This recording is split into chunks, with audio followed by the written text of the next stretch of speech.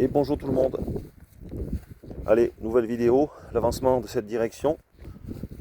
J'ai posé une biellette que j'ai fini de réaliser. Donc, je l'ai mis en provisoire. Voilà côté roue. Je l'ai soudé.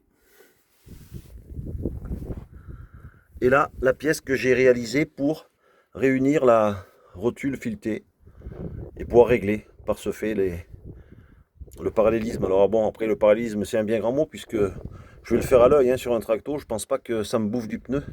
Et puis surtout pour ce que moi je vais utiliser. Donc, j'ai pas monté celle de l'autre côté. Je vais aller vous faire voir ça à l'atelier, comment je l'ai réalisé.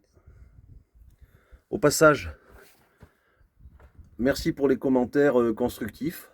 Voilà, j'ai attaché le tuyau du graisseur sur le flexible de direction. Ça chauffe moins forcément. Ça ne le brûlera pas. Et j'aurai pas d'ennui avec ça. Allez, à tout de suite à l'atelier. Donc voilà la biellette. Donc c'est idem que celle que vous avez vue en place.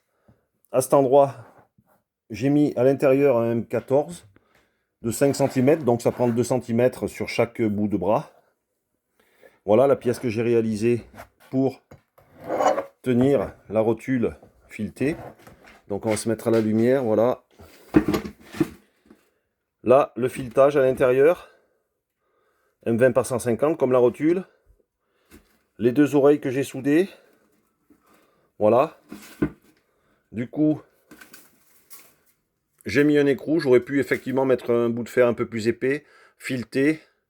Bon, l'écrou, ça va faire le taf. Là, on voit bien le trait de disqueuse que j'ai mis. Une fois la rotule en place, je bloque et ça tourne plus. Et surtout, ça me maintient bien la rotule parce que j'ai un petit peu de jeu. Alors, je pense que j'ai fait une passe ou deux de trop sur mon filetage autour. Quand elle est vissée, il y a un peu de jeu. Donc, je voulais mettre un contre-écrou au début, vu que j'ai laissé dépasser. Là, à cet endroit, j'ai laissé un peu de jeu pour pouvoir régler. J'avais la place d'un contre-écrou. Mais bon, j'ai préféré cette option. Je pense que ça tient mieux. Donc voilà. Allez, la suite, plus tard.